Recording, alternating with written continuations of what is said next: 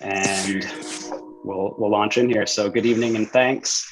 My name is Leonard Barrett, board co-president of Families for Climate. We have a really good lineup of climate champions here tonight. We're thrilled for such a strong turnout. We have looks like 33 people in the room out of 90 some odd signed up. So I think we'll still have folks trickling in here.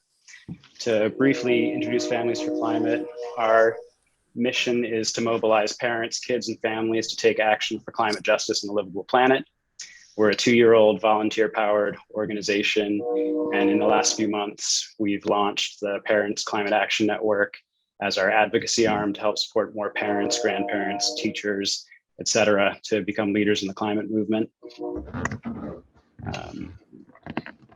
There are so many people invested in the futures of the young folks in their lives who are not yet engaged in this work, and Families for Climate across our organization and through the Parents Climate Action Network is here to support them to jump in, including by convening events like this. So and I'll give a shout out to the mute button and also apologize for the train that just went by on my end, but we have a fair bit of background noise happening. So if everybody can be attentive to the mute button, that'd be great. Thank you. So the Oregon Legislature's 2022 short session will run from February 1 until as late as March 7th. As the name suggests, short sessions are very short, but we're hopeful that with a lot of folks like you weighing in to support the bills and legislative concepts you'll hear about tonight, we can make real progress on pushing Oregon to meet its climate obligations, including taking care of our communities most affected by the climate crisis.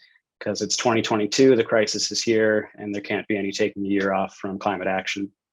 I want to acknowledge that the bills highlighted tonight are not the only important climate-related bills that will come before the legislature this session, but with limited time, both here tonight and in the session itself, we had to edit what we could share. In the follow-up over the coming weeks, you'll definitely hear from us about several other bills. We're really excited tonight because this is our first event with our new Parents Climate Action Network manager, Jamie Painter. Jamie has a deep background in climate advocacy in the Pacific Northwest, previously working with Climate Solutions and the Union of Concerned Scientists, among other organizations. Bringing her on has really catapulted us toward our goals for impact in the policy space, and we're so appreciative of the experience and insight that she brings to our organization. So with that, Jamie, thanks for joining us. I'll hand it over to you to introduce the agenda and the speakers for tonight. And give me 1 second to unshare my screen and spotlight you. Hi, everyone. Jamie Painter here. I'm so excited to be here with you all this evening. We have a packed agenda, so I want to dive right in by introducing our first guest, who is Representative Maxine Dexter from House District 33. We're really excited to hear about some of her priorities for the session, as well as the political landscape as we enter the short session. We have a few other really amazing speakers who I want to I think that's the person I met at the park. I want to gear up. We have Greer Ryan from Climate Solutions who will be talking, Ira Cuello-Martinez from PCUN, Rory Cowal from Divest Oregon, Oriana Magnera from Verde, and Reid from Renewable. After they present, we'll talk about how you can get involved and take action. So while you're thinking about that, I'd love for you to think about some of the actions you'd be excited to take, whether it's reaching out and having meetings with legislators directly, if it's writing an LTE, if it's sending an email, but we'll talk more about that. But we're going to ask you to kind of post a number in the chat about what you're most excited about, and we'll put that up on the screen later this evening. But without further ado, I'd love to have Representative Dexter kick us off and talk about what she's excited about for the coming session. Great. Thank you so much, Leonard and Jamie. Really appreciate everyone's time and interest. And this is an incredible group. So really excited to be here. Maxine Dexter, she, her. I live in Northwest Portland and I represent, as Jamie said, HD 33, which is Northwest Portland and Northeast Washington County currently, it's going to be pretty much all Multnomah County in 22 if I am so fortunate as to win re-election to this seat. So first off, I am here on the inspiration, quite frankly, in office due to the inspiration of my children. My first priority is as a mother. I have a 15-year-old Alex and an 18-year-old Sophia. I'm a physician. I take care of people with lung diseases and those in the ICU. Both of those things end up being fairly relevant these days, especially with air pollution that is worse in my district than any other district. And that's part of the reason I ran for office, seeing the grime that would fall on our patio every night. Despite cleaning it up, it came back every night. So my kids were concerned about it. And Alex saw a video of a polar bear that couldn't get to its children because it was floating off in polar ice when he was 5, and started having really significant existential climate anxiety at that point that still hasn't gone away. And so that really was, if not me, who, and if not now, when. I just had an opportunity to run for office, and with a lot of help and a lot of training, was ready to do it. So just a testament that parents do make good politicians if you care and you're willing to put yourself out there. I'd plug it for anyone who's willing. So I will get to the next part. Our kids are struggling with a lot of things, the impacts of racism, the impacts of misogyny. I couldn't sit back and wait for others to make the changes that my teens really felt urgently were needed now. And I had to show them that you can take action and give yourself and your community hope. So hopefully that's what I can help do as a representative for my district. As a lung specialist and a critical care physician, I really see the impacts of climate change through my practice. Last summer, I cared for multiple people who ultimately died after really painful, awful processes due to the result of heat stroke. These were needless and preventable deaths, and my area of Portland had more heat-related deaths than any other zip code in the county. Every year, I see innumerable people with COPD, asthma, lung cancer, and heart disease. And we know that the particulate matter in our air, the particles in the air pollution, as well as the fumes and the smoke exposure, in addition to the compounding effects of weather changes, have exacerbated what is already an environmental justice issue and is disproportionately impacting our communities of color, especially those along our major transportation corridors. So I deeply believe that racism and the desire for and to maintain power have led us to where we are today. And health is an intersectional issue that touches each and every one of us. The intersections of climate, health, and transportation are dynamic. And I think all the time as I strive to protect the air that we all breathe about why we have gotten here and how do we reverse it. I have taken action to address our climate crisis and will continue to do so as a member of the Environmental Caucus. We have a core group of people that includes Rep. Confam, who's a fierce, she's just a power to work with and just really inspirational. And we're kind of taking a little bit of a leadership role in that caucus where it just needs to be changed up and it needs to have a little bit more courage. And so we're really trying to invest more time in that policy caucus. So please think about joining us as you talk about how to get involved. So we're helping shape the agenda, as you've already mentioned. It's a hard thing to do in a short session. So we are even now starting to prepare for bills that we believe need to be drafted for 2023.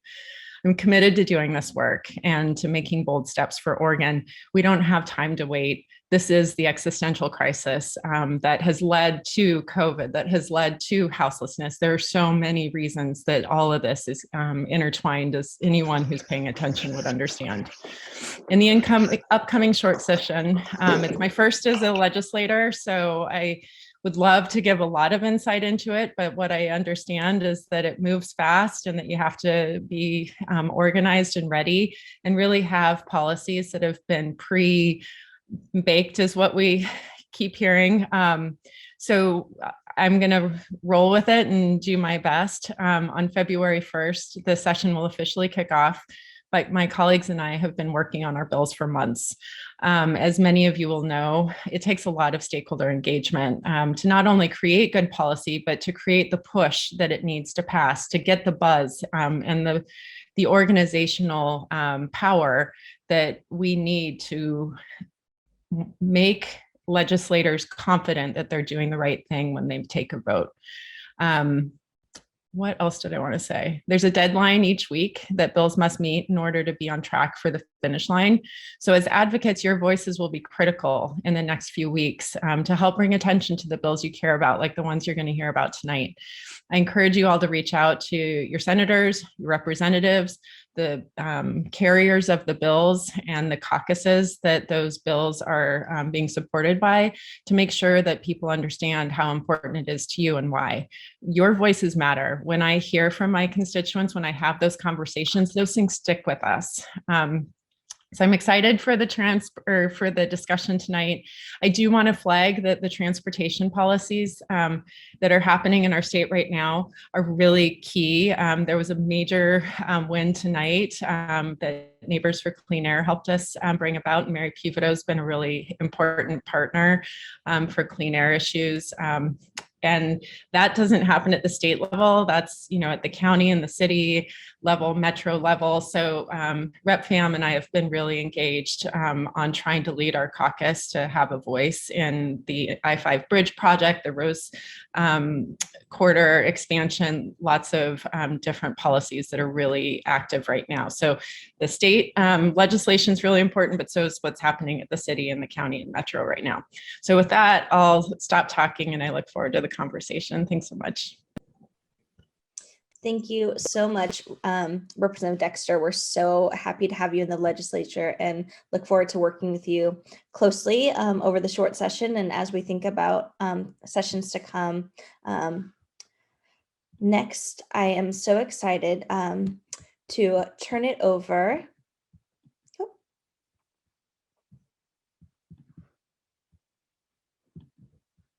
I'm so excited to turn it over to Greer Ryan with Climate Solutions to talk about the REACH code. Thank you. I'm going to share my screen if possible. There we go. Can folks see that? All right. Thanks so much for having me here. I'm really excited to be here. It's exciting to talk about the REACH code, the people who care about climate action.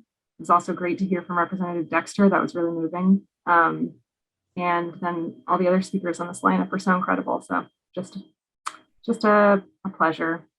For those who don't know me, I'm Greer Ryan. I use she, her pronouns, and I work with Climate Solutions, which is a nonprofit that focuses on Washington State and Oregon State on advancing solutions to the climate crisis. I'll talk pretty briefly because this is kind of short, but always happy to hear questions after or by email at any time. But simply just, the REACH code itself, what is it? It is a building code option that is 10% at least more efficient than the base building code that the state uses to make sure that buildings are up to a certain standard.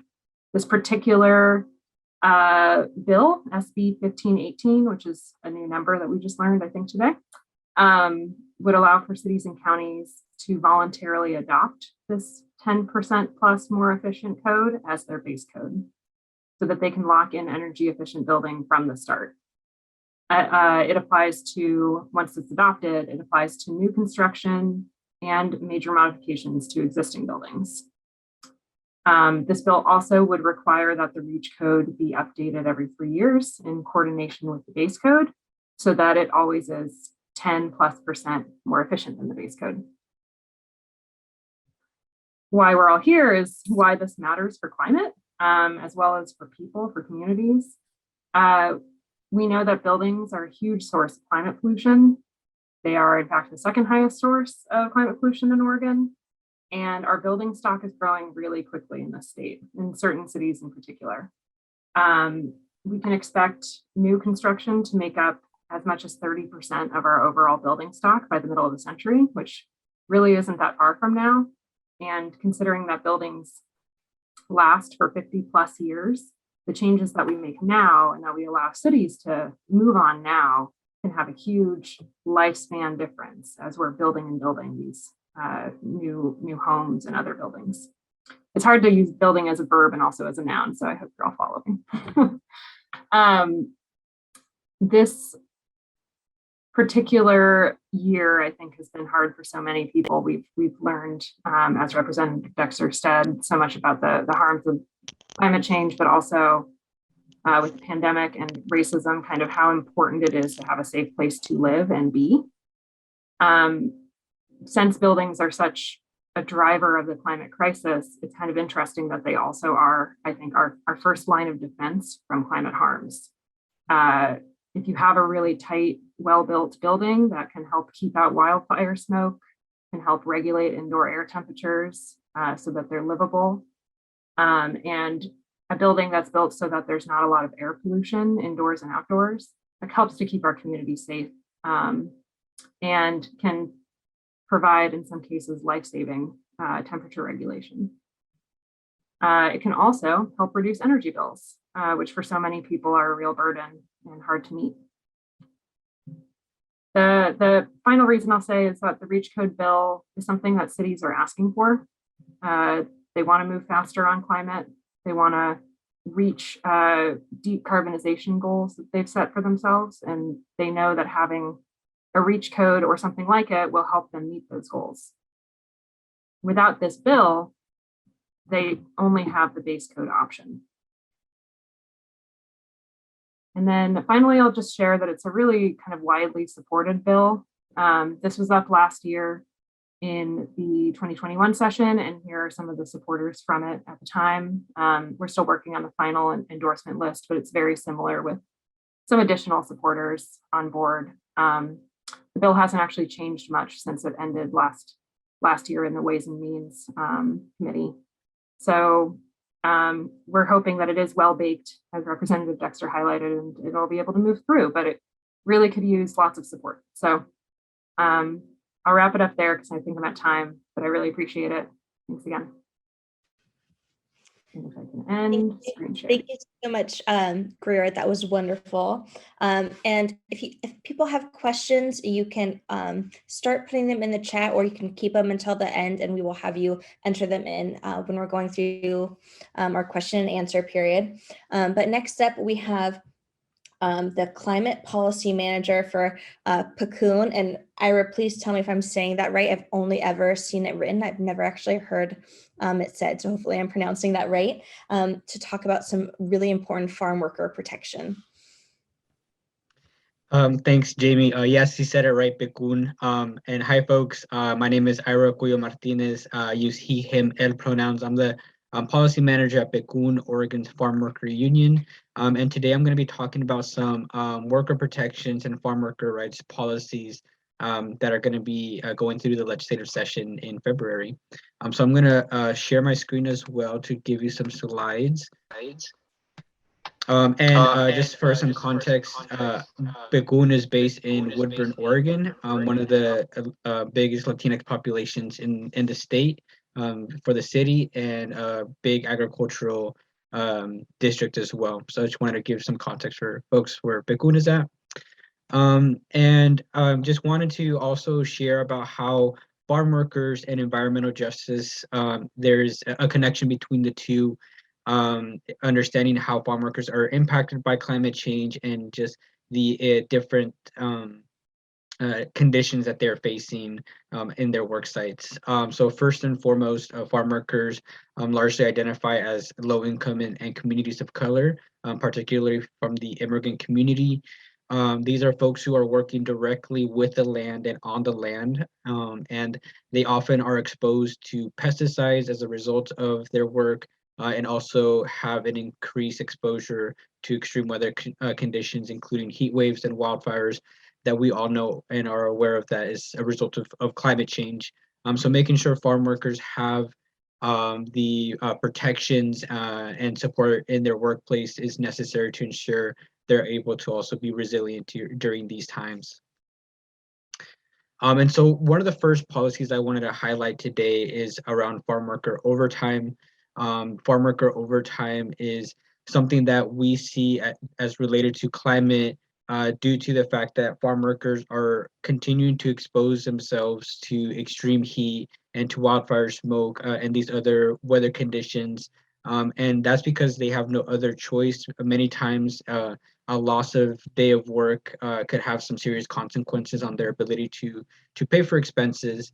And so we want to make sure that farm workers are adequately paid by as a first step supporting farm worker overtime campaign, which was brought to PCUN's attention during our annual convention back in 2019, where members were asking about farm worker overtime and why California is already in the process of implementing it and what are plans for Oregon. So we introduced this policy in 2021 and are reintroducing it in the short session for 2022. And the policy is straightforward. It's overtime pay for farm workers who do either hourly or piece rate work at 1.5 times the worker's regular rate of pay. And this is for each hour worked after 40 hours in a work week. So it's overtime as we already know it, but it's eliminating this exclusion of farm workers who never have benefited from this that every other worker has benefited from since 1938 and the creation of this law. And there are currently approximately 86,000 farm workers in the state of Oregon, who are some of the lowest paid workers in the state and country. The majority of those workers are seasonal farm workers, so they remain in Oregon. But we do have about 20 to 30% of farm workers who are migrant and come from different states and other parts of the country and internationally as well. And both California and Washington, our neighboring states, have passed farm worker overtime laws that implements overtime through a multi-year phase-in process at a 40-hour work week threshold. And so we're following similar models closely to Washington and California with regards to the overtime policy here in Oregon. So that's one way to support our farm workers with the climate crisis. The second way that I wanted to share with you all is around a worker protections resolution. And so as I mentioned, workers oftentimes have to work in hazardous conditions such as wildfires, heat waves, winter storms, heavy rain, and other conditions. And we understand that the agency, Oregon OSHA, has some limitations with what their agency can support workers in and do work stoppage. And so we are introducing this resolution for the legislator to declare their future intent to address the issues regarding work stoppage in these hazardous conditions. In addition to that, we also want to develop a wage support program or system for workers, all workers who are impacted by these climate hazards, who lose income as a result of these different extreme weather conditions. And the other pieces of the worker protections resolution is that it both defines climate hazard and climate impacted worker. So those are other key things that we want to make sure are in the minds of the legislator and other stakeholders. So that is what I have to share with you all today, and I will go ahead and pass it on to the next speaker. Thank you so much, Ira. Next up, we have Rory Cowal with Divest Oregon to talk about the Treasury Transparency Bill. Hi, thank you so much for this opportunity to speak. I'm so excited about all of the legislation being presented on tonight. Thanks, Greer and Ira. That was very interesting to me. I'm a volunteer with Divest Oregon, and we're a grassroots coalition made up of over 80 organizations that represent environmental advocates, faith communities, youth climate activists, racial and social justice groups, and frontline communities. And I'm going to share my screen now to display some slides. Does everybody see this okay? Our coalition is demanding bolder climate leadership in the way Oregon manages its investments. Recognizing that investments in fossil fuels helps finance the climate crisis, we want to ensure that our state is instead investing in climate solutions. And one of our specific demands is greater transparency from our state treasury. And this is an important first step that would be achieved by passing the Treasury Transparency Bill. So here's some background. The Oregon Treasury invests $130 billion for the people of Oregon. And unfortunately, we know that some of it is invested in the oil, gas, and coal industries, which contributes to the climate crisis. We believe that Oregon's investments should align with our state's values, and investments in fossil fuels are not aligned with our climate goals and undermine Oregon's future by bankrolling a climate crisis linked to drier summers, unprecedented forest fires, and heat domes. And accountability starts with transparency, so we know just how Oregon invests its money. Additionally, climate change poses a threat to the long-term returns on Oregon's investments, and we need to know how the Treasury is confronting climate risk to protect those investments. So the Treasury Transparency Bill, HB 4115, is co-sponsored by Representatives Pham and Holvey and Senator Jeff Golden. It will ensure that the Treasury publicly release its asset holdings annually. Historically, the Treasury has not been transparent, and bold climate leadership by the Treasury requires immediate and ongoing full disclosure of the state's holdings. It will also ensure that the Treasury publicly release any climate risk assessments. Oregonians deserve to know how much risk climate change poses to our investments and how the Treasury is confronting that risk. And then lastly, an outcome of the bill will be the formation of a work group to understand the fossil fuel impacted holdings of the Treasury. Once we've taken the first step, which is transparency, the work group can address next steps to increase our resiliency as a state in the face of a climate emergency. The best ways that you can help us pass the bill are by sending an email to your legislators. Representative Dexter has been hugely supportive, and we are so grateful for that. And the other step is by joining the Divest Oregon Coalition. So by clicking one link, you can easily take those actions. I'll put the link in the chat now, and I look forward to answering questions at the end when we get to the Q&A part of this presentation. Thank you. Thank you so much, Rory. Bear with me as I have a little technical issue here. We are excited to hear from Oriana Magnera from Verde next on some right to cooling legislation. Hi all, thanks for having me tonight. My name is Oriana Magnera. I use she, her pronouns, and I'd love to share my screen if I might. I'm the Energy, Climate, and Transportation Manager at Verde. And we are an organization that is based out of the Cully neighborhood, where I know some folks in this space are residents. And Verde is focused on the intersections of economic, environmental, and racial justice. And we derive many of the policies that we work on directly from the experiences of the community that Verde serves and the communities that our partner organizations serve. And in particular, the policies that we're working on for this session are related to the heat wave from last summer that impacted so many communities in a really significant way.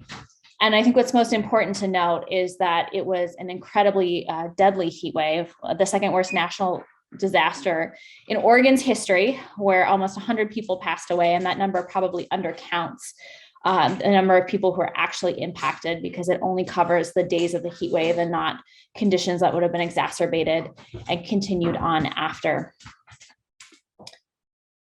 And I'll skip that slide just for this presentation for a time. But we know that many of the people who passed away didn't have access to life-saving technologies like air conditioning or to heat pumps. And that one of the best things that we can do to respond to the true emergency at hand is to ensure that our communities have access to these technologies in meaningful ways. So Verde is working on 2 bills in the Emergency Heat Relief for Oregonians package. The first that actually has a bill number now, the bill number is House Bill 4058. It's a House Environment and Natural Resources Committee bill, the Emergency Heat Relief for Committees bill. The first element of this bill is moving $5 million to the Oregon Health Authority to do a big bulk purchase of air conditioners and then make them available to organizations like Verde, who can then distribute them to the communities that we serve. We also know that there are 2 really big problems with air conditioners. One is the environmental impact, and the other is the cost to run them. So the other 2 elements of the bill directly address those issues. First, by putting $10 million into the Oregon Department of Energy for efficient heat pump incentives, that are prioritized to the lowest income community members who use bulk fuels. And just a little bit about bulk fuels here, our most energy burdened counties in the state, which are the dark red ones here, are also the counties that use bulk fuels the most. And bulk fuels, in addition, have a really big indoor air quality impact on top of impacting families' budgets significantly. And for wood, which is one of the cheapest fuels to get, if you have a Forest Service permit and can go cut it down, are not very accessible to people with mobility issues like seniors or people with disabilities. So there are a lot of barriers to actually keeping a home warm. And so this bill, while we're focused on cooling, also keeps attention to how people are heating their homes and really prioritizing the community members who are most likely to have a heating source and an air conditioner that are doing harm internally in their home from an air quality perspective in the winter, and then also being very costly to run in the summer. And that last piece has led us to direct the Oregon Public Utility Commission to explore strategies to address the energy bill costs that come up from using an air conditioner a lot in the summer during a heat wave, using your heater a lot during the winter during a cold snap, or running an air filter during really bad air quality days. Our second bill, which now has a bill number of Senate Bill 1536, is focused on the issues that come up for renters. Many of the folks who passed away were renters in multifamily buildings, in particular affordable housing buildings. But there's not a lot of clarity in terms of when renters can have air conditioners installed and not. Some landlords allow them, some don't. It's actually a really big issue, especially for municipalities like Beaverton, where the mayor, Lacey Beatty, had to intervene in landlord-tenant relationships to help clear out that issue. So we want to provide some clarity about when air conditioners are absolutely always allowed, and portable air conditioners are really privileged in this bill because they don't cause damage to a window frame or have the risk of falling out. But we also make very clear when a landlord can put restrictions on or is required to allow window units. In the event that a landlord has more than half of the units in a building that can't accommodate an air conditioner safely due to the health and safety concerns that might come up from the electrical issues or ADA compliance, we want to make sure that that landlord is providing an on-site cooling center if they have a common space. And if they don't have that common space, they're then required to share some 211 information with community members so that they know what their options are from a cooling center perspective and how to be safe. We recognize that there are a lot of barriers and pressures put on landlords right now. So we also have some assistance money, about $500,000 that will flow towards helping those on-site cooling centers. And in addition to that, we've got about $10 million for heat pump deployment and $5 million in a revolving loan fund to address the electrical, mechanical, or other structural issues that might come into play in trying to move our rental stock housing to be cooled. And we're also just establishing that pathway first through a right to reasonable accommodation for medically vulnerable people like seniors, people with disabilities, children with special healthcare conditions, and then also saying that a new construction that's used as a rental or a major retrofit, to use that as a rental, a landlord would be required to install a cooling device. But again, we've got incentive money through the heat pump side of things to help make sure that it's accessible. And 35% of this money is prioritized to affordable housing providers or providers who are providing below market rate housing. And the last piece of the bill just addresses the community angle of cooling, acknowledging that not all people have housing that can be cooled, and that cooling centers in the summer, warming centers in the winter, or air quality shelters like that were established through the wildfire bill last session need support. So we're providing an additional $2 million to local governments to provide those cooling centers that the 211 information that will be available for will apply to. I know I ran through a lot of content very fast there, but that's because we have a really big lift for this summer, for this session rather, and we're going to need the help of all the folks in this space to help make that happen. And I'll briefly throw up my contact information after a few of the bill details, which I won't share tonight, if folks want to reach out and to provide support, and I'll drop our endorsement form in the chat. And I'm happy to take questions if that's an option. Otherwise, I'll stick around until the end. Thanks all. Thank you so much, Oriana. That was really helpful. Next up, we have Brad Reid, the campaign manager for Renew Oregon, to talk about clean fuels. Thanks, Jamie and Leonard and Nora, everybody, for hosting tonight. All the speakers, awesome. And thanks everyone else for joining us. Renew Oregon is a statewide coalition that works on climate and clean energy policy. And everything that you've heard so far today is legislation in the short session, which ends in early March. Please, in the next 6 weeks, engage on these pieces of legislation. They should all pass. There's no reason they shouldn't, and they're all really great pieces. But I'm here to tell you that the legislature is not the only place we can do climate action. We could do climate action through the executive branch as well. That's what Renew Oregon's been focused on the last couple of years. We've been enacting or helping enact Governor Brown's climate executive order called the Oregon Climate Action Plan. And I'm going to talk about an important piece of that tonight. As soon as I figure out how to share the screen here. Boom. There we go. All right. So it's a clean fuel standard. This is one of my favorite climate policies because nobody knows about it, and it's been working for years and working hard. I thank Rep. Dexter for really setting me up on this. I don't have to explain how bad transportation is for the climate, and especially for our public health with air pollution, burning gas and diesel. And this program tackles that. Basically, it requires all fuel sold in Oregon to become better for the climate over time. It began in 2016. This is one of Renew Oregon's first pieces of major legislation that we got passed, thanks to a huge coalition pushing for this. The legislation that passed says we have a target to reduce climate pollution by 10% from transportation fuels by 2025. It is a bigger deal than maybe it sounds, 10%. So far, it has eliminated 6 million metric tons of climate pollution from our transportation sector. That's equivalent to displacing about 1 billion gallons of gasoline. It's 1 billion gallons that hasn't been burned in Oregon. It's like avoiding the climate pollution from burning 33,000 train cars full of coal. It has expanded the fuels market in Oregon to the cleaner options. It's giving people more electrification, more biofuels, things like that. And yeah, for example, we have electricity, which is the big one. That's the one we're pushing everyone toward. But in the meantime, I like to say decarbonize today, electrify from now on. We have renewable diesel, ethanol, biogas, and even someday hydrogen is expected to qualify for the program. Oops. Not all fuels are treated the same. The cleaner the fuel is, the more it's rewarded through the program. The dirtier a fuel is, the more that it's punished. This program collects money from oil companies, and then it gets spent around the state in awesome ways. Here we have on the left side of the screen there, that's in Ashland. It helped pay for some electric car charging stations in town. Then we have the buses, school buses that got purchased in districts all around the PGE area.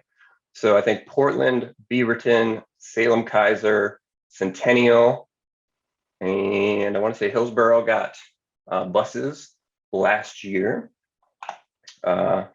Great success stories. Sequential Biofuels makes essentially diesel fuel, but it's from old cooking grease. So when restaurants use cooking grease, they used to throw it out into a landfill, turn it into methane, heated up the climate. These guys collect that grease.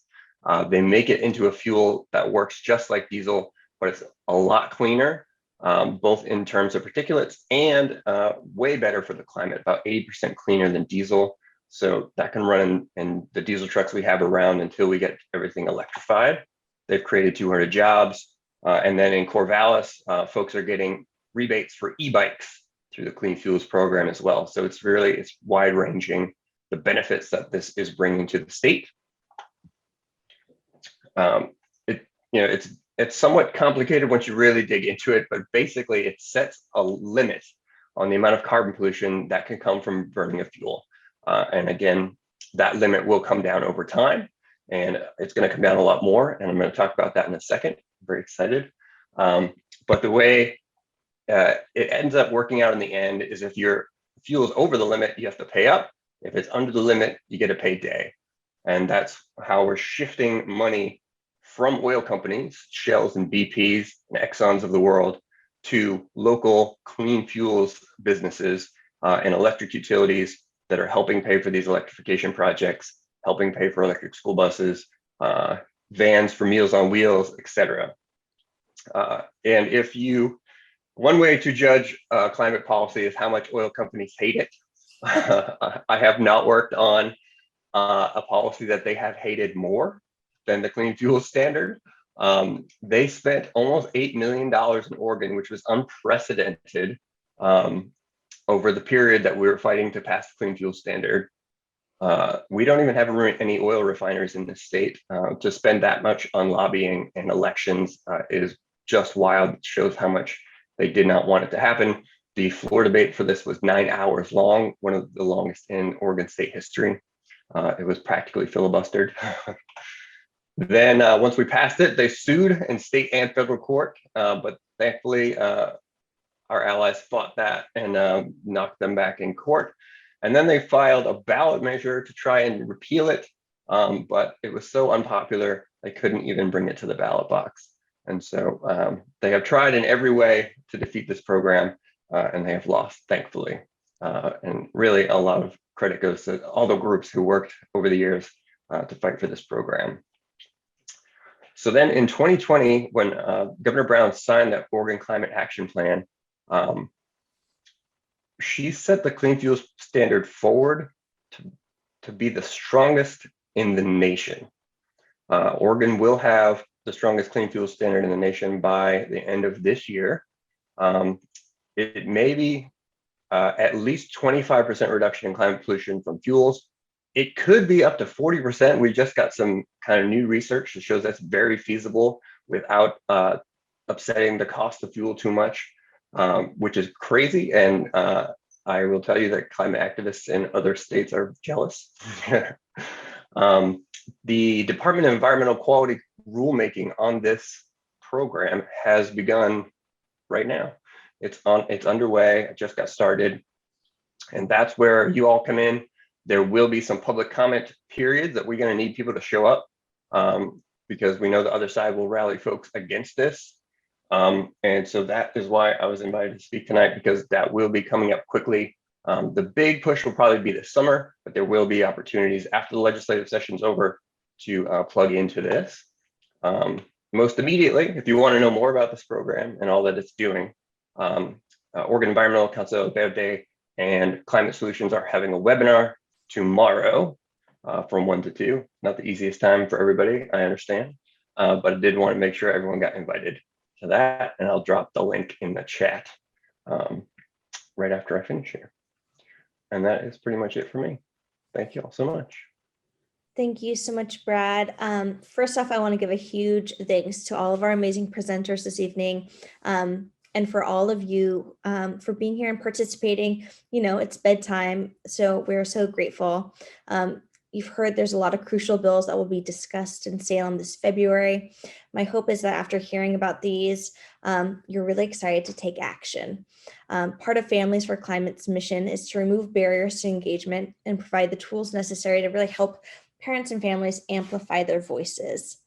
This session will be reaching out to all of you to help you engage in meaningful ways. Can I get a show of hands for how many of you have written a letter to the editor before? It's one of the first actions you can take to help us pass the bills that we discussed tonight. It's very simple, writing an LTE to your local paper, asking our legislators to make climate action a priority this session. It's really important that our legislators hear that climate change doesn't slow down just because it's a short session, and we need to keep the ball rolling to reduce carbon emissions and really protect our communities that are on the front lines of climate change. If you've never written an LTE before, that's okay too, because we're going to invite you to a virtual lunch and learn to share talking points and tips for how to write a strong LTE. As you've heard from multiple presenters, the short session really moves at a lightning speed, and it'll be really important for legislators to hear from you directly. We'll also be reaching out to let you know when bills are having hearings, about important deadlines, if a bill has stalled and we need to rally our legislators to get it moving again. This year's committee hearings will once again be virtual, as far as we know. So that'll make testifying on bills a lot easier. And for those of you who aren't able to make a virtual committee hearing, we'll also share how to submit your written testimony.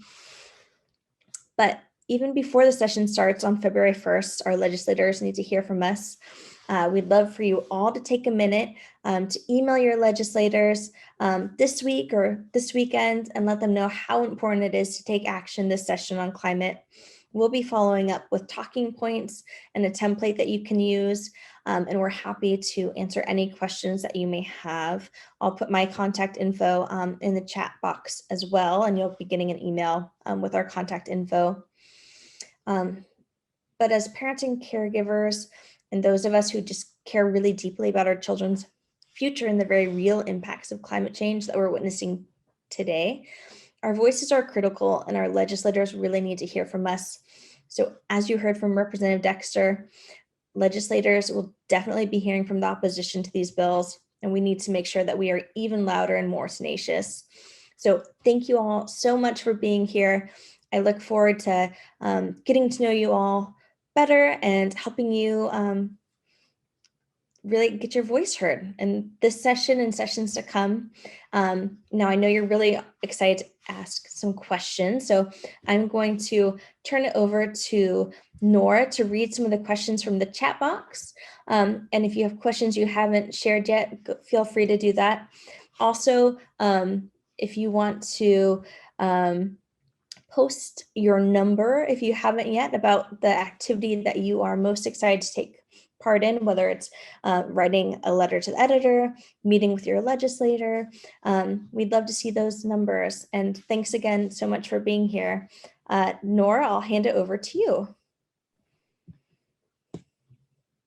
Great. Thank you so much, Jamie. And thanks to all the wonderful and super knowledgeable presenters. I'm just going to go in the order that the questions were put into the chat. And the first three are about the REACH code. So Greer, these are probably going to be to you. So the first was a question about more sustainable, climate-friendly concrete, if that's something that is covered in the REACH code.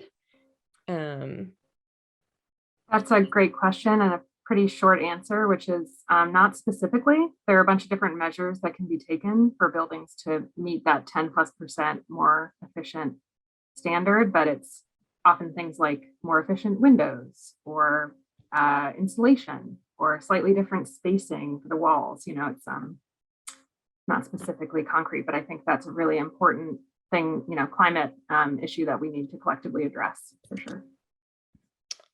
And then the second question, also about the REACH code, and actually I'm gonna skip one question and come back because there's another question that just came into the chat from May that is a similar question, and they're both about the costs. That the first question is, REACH code applies only to newly constructed buildings and major renovations, correct? I'm a property manager with a company renting to lower income communities. How will this bill address the economic disparities?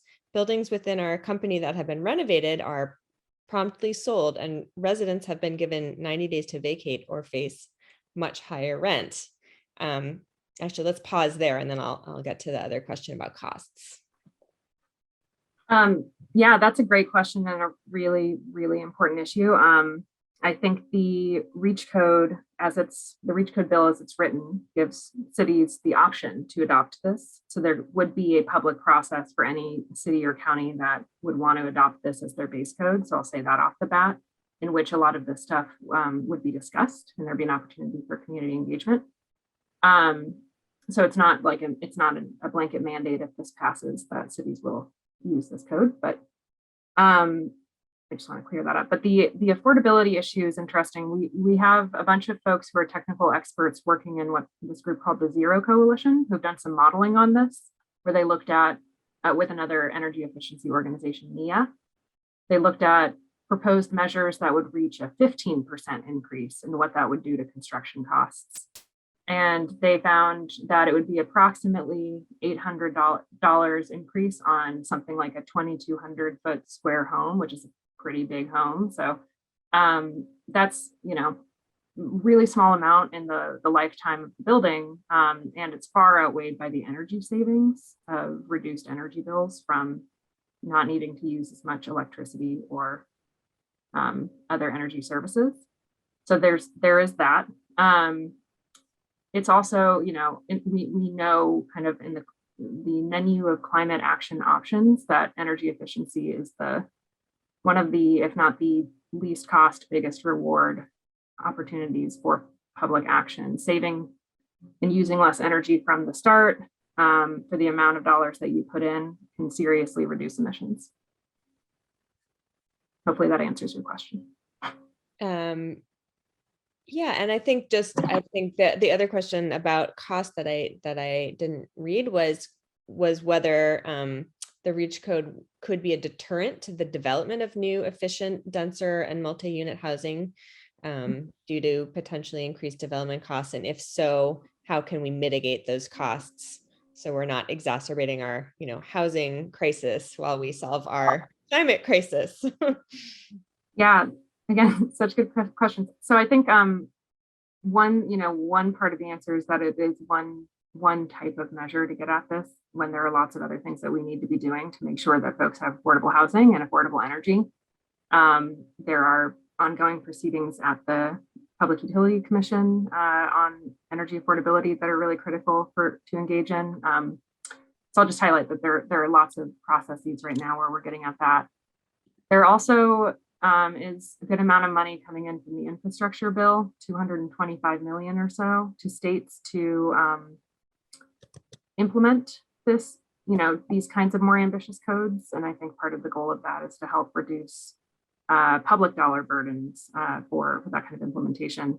This is maybe a little bit too much detail, but the gist of it, I think, is we really need to take climate action on building them smarter from the start, as opposed to waiting and having to replace appliances or windows or other parts of the building partway through that building's lifetime is the affordable way to move forward. And while I'm thinking about it, I guess I'll also say that we have affordable housing advocates on board who've endorsed this, who think that it's critical, because affordable housing also should be built efficiently and in a healthy way. It shouldn't just be wealthier homeowners who are able to build efficiently from the start.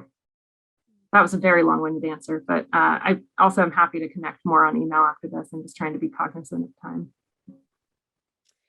Well, I'll just follow up with one last question about the REACH code, which I think is very apropos of getting folks activated for the short session, which is, can you tell us a little bit about why the REACH code didn't pass in 2021 and what kind of advocacy would help overcome opposition this time around?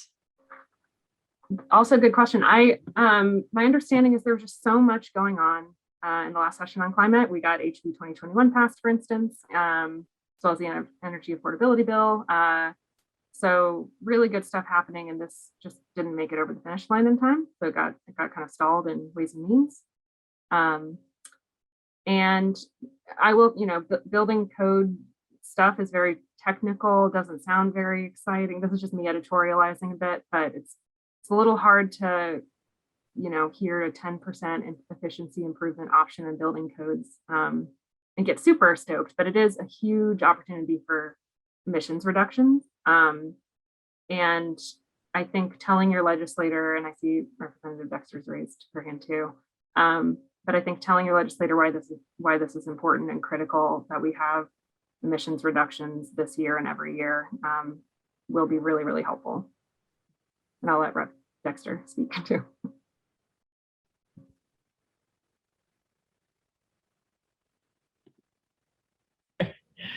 It wouldn't let me unmute, but now I can. Thanks. So the one thing I wanted to say is I did a survey of all the environmental caucus members or the people interested in environmental policy who are current legislators. And the REACH code had very, very few people who prioritized it. So we asked them out of, over 20 policies, which 5 they would prioritize. And the REACH code was on the lowest end of that. So people need to hear about it. They don't understand it. They don't know enough about it. So it's very clear to Rep. Pham and I that this should have been a higher priority, but people just don't understand the impact of it. So do reach out. We need to hear from you about this policy.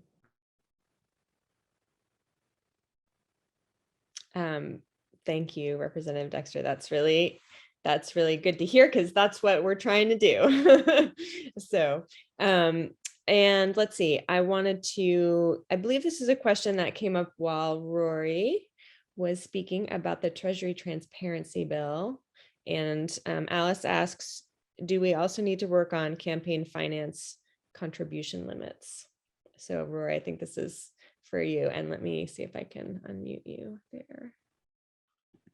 Oh, nope. Hi, that's a great question. I just attended Rep.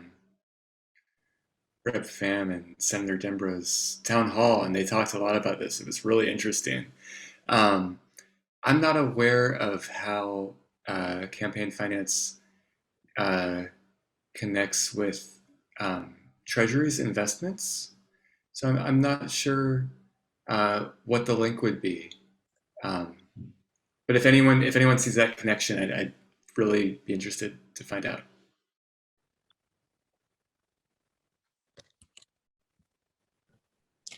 I'll just jump in. I don't think it is directly connected. I think, though, the folks who are benefiting from those investment dollars are often the ones who are the highest donors to policy or anti-policy that we might in this room promote. So, oil company, those donations are enormous. The 7.9 million that oil companies invested in trying to beat down the clean fuel standard. A lot of that was campaign donations or donations to public, commercials and things against it. So it's not directly related, but those companies are making money that then they're spending on our campaigns. Great, thank you. Let's see. I'm sorry, scrolling back in the chat to Eliza, who asked, and I see that Oriana did answer in the chat, but just in case people didn't see that, maybe you could say a few words about it, Oriana. Is there any movement to expand on the recent 100% clean electricity bill to move to a total commitment to 100% renewable energy?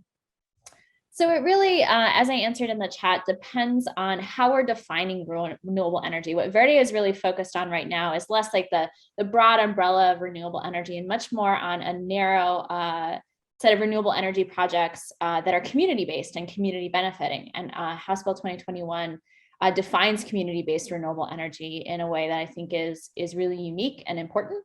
And it moves $50 million of resources towards those kinds of projects that have direct job creation or a resiliency benefit or energy affordability or community ownership in the process. So we really want to work to see more of those kinds of projects as part of our energy system. And there's also a study that will hopefully help set up future conversations about how to do that. And I think there's a lot of legislators who are really excited to see projects in their community, and we want to see that too. And I think there was one more question Cassie asked about endorsement forms for organizations to, sorry, Cassie, just scrolling back.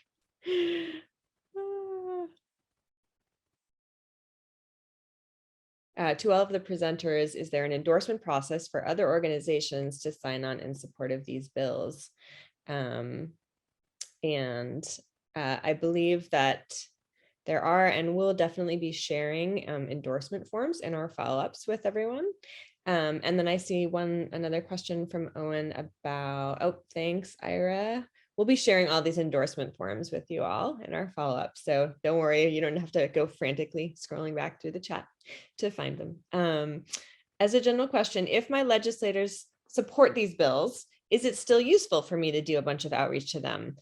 And are there specific influenceable legislators on the fence where I could possibly connect with friends who do live in their district? That's a great question, maybe for Representative Dexter or Jamie or whoever feels like they want to take that one. So I'll jump in. I was just typing an answer, but so as a general statement, it always is worthwhile. The most impactful ones are not the form letters that you send out. And if you do the form letter, change it up. Changing the subject is what foils us. So there are some very organized groups who are not on the side that I might want them to be on, who change the subject, and you have to go into it to see. And so that you can't filter them with a sorting algorithm to know that they're all from the same organization. The other thing is, if you reach out to your own representative or senator, far more impactful.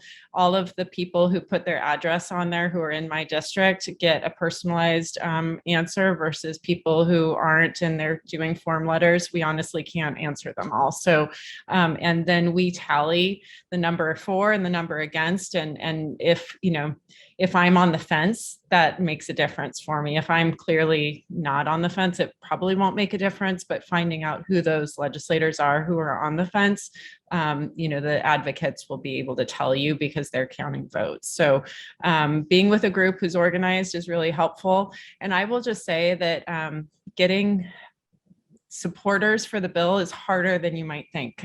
For example, Ira didn't know that I had a farm worker or an outdoor worker protection bill because Rep. Alonzo Leon was also doing one, and it took us until our bills dropped to realize that we were both working on the same policy, and we didn't necessarily have all of our groups aligned. So there's a lot of people who are working without understanding that they could be cross-pollinating more. So we need to figure out a way to do that better. Thank you. Thank you so much, Representative Dexter. As a former lobbyist, one of the things we always heard from legislators was, yes, even if they're on board, please reach out to them so that they can keep track of numbers, and also to thank them, because, you know, our legislators have a hard job. And so it's important to thank our sponsors and supporters, and just let them know that we've got their back. It's after 9, and so I'd like to let you all go and enjoy the rest of your evening. Thank you so much for being here this evening. We look forward to reaching out to all of our amazing presenters. Thank you for the work that you're doing. We look forward to finding ways to help support your bills, and we'll be in touch with ways to get involved. If you have any questions, we will provide our info when we're reaching out after the event, and look forward to hearing from you and answering any questions that you might have. Thank you so much.